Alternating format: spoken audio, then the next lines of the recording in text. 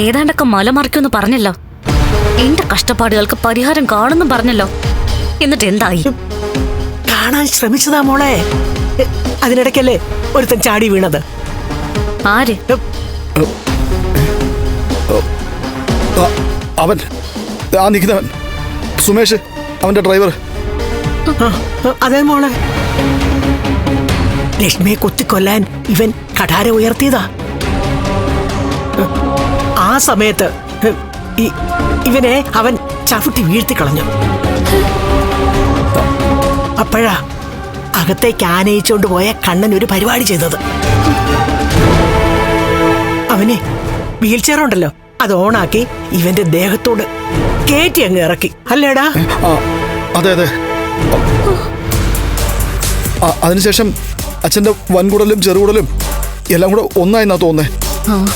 സാരമില്ല, ഇനി അവസരം വരുമല്ലോ. ആ നേരത്തെ ചെയ്യേണ്ട കർമ്മം ചെയ്താ മതി. പക്ഷെ ആ സുമേഷ് ഉള്ളപ്പോ നടക്കത്തില്ല എന്ന് മാത്രമല്ല, ഇനി എന്തെങ്കിലും ചെയ്താ മോളെ തട്ടിക്കളയുന്ന അവര് പറയുന്നേ. അയ്യോ, എന്നെ ഇപ്പൊന്നും വേണ്ട. മരിക്കാൻ എനിക്ക് പേടിയാ.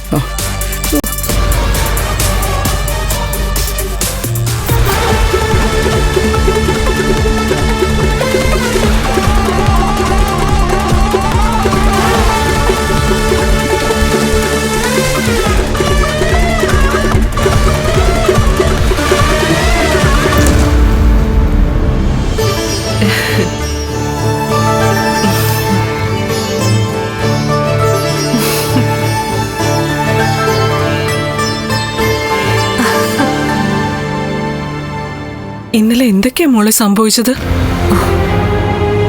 അതൊക്കെ ഓർക്കുമ്പോ ഒരു സ്വപ്നം പോലെ തോന്നുക.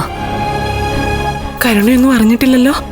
ഇല്ല, കണ്ണേട്ടൻ നടന്ന കാര്യം അവളുടെ അച്ഛനും മുത്തശ്ശിയൊന്നും അവളെ വിളിച്ച് പറഞ്ഞിട്ടില്ല. അത് പറയാൻ പറ്റുമോ? കണ്ണൻ നടക്കുന്നു എന്നറിഞ്ഞ പിന്നെ അവള് രണ്ടിനെയും വെച്ചേക്കില്ല.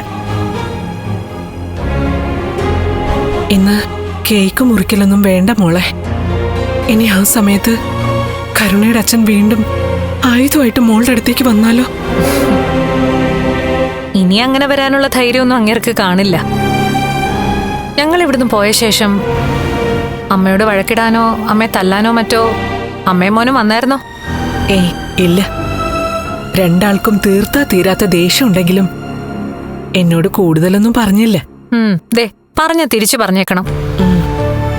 അമ്മയ്ക്ക് ഈ വീട്ടിൽ അവകാശമുണ്ട് എന്ന് വെച്ച് അമ്മയുടെ കടിച്ചു തൂങ്ങണമെന്നൊന്നുമില്ല. എന്റെ പ്രസവം കഴിഞ്ഞാ ഞങ്ങൾക്കൊപ്പം അമ്മ വരണം. അതൊക്കെ പിന്നീടുള്ള കാര്യങ്ങളല്ലേ, നമുക്ക് നോക്കാം. വർഷങ്ങൾക്ക് മുമ്പ് ഒരു അപകടം നടന്നു. അത് കണ്ണേട്ടനോട് പറയാതെ ഞാൻ മൂടി വെച്ചു. അതെന്റെ ജീവിതത്തിൽ സംഭവിച്ച ഏറ്റവും വലിയ തെറ്റാ. അതിന്റെ ഒരു നേരിയ വിഷമം ഇപ്പോഴും കണ്ണേട്ടനുണ്ട്. അതിടയ്ക്കിടയ്ക്ക് പറയാറുമുണ്ട്. അനന്തേട്ടനും ലേഖയൊക്കെ പറയുന്നത് കരുണയുടെ അച്ഛനെ കോടതി കയറ്റണമെന്നാ.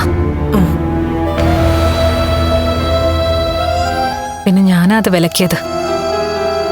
പക്ഷെ അയാളുടെ ഭാഗത്ത് ഇനി ചെറിയൊരു വീഴ്ച ഉണ്ടായാൽ അയാൾ ജയിലിൽ കിടക്കേണ്ടി വരും. അത് ന്യായമല്ലേ മോളെ? അതിലൊരു സങ്കടത്തിന്റെ ആവശ്യമില്ല. കരുണയെക്കുറിച്ചും ഉണ്ണിയെക്കുറിച്ചും ആലോചിച്ചിട്ടല്ലേ നിങ്ങൾ കടുത്ത തീരുമാനങ്ങളൊന്നും എടുക്കാത്തത്.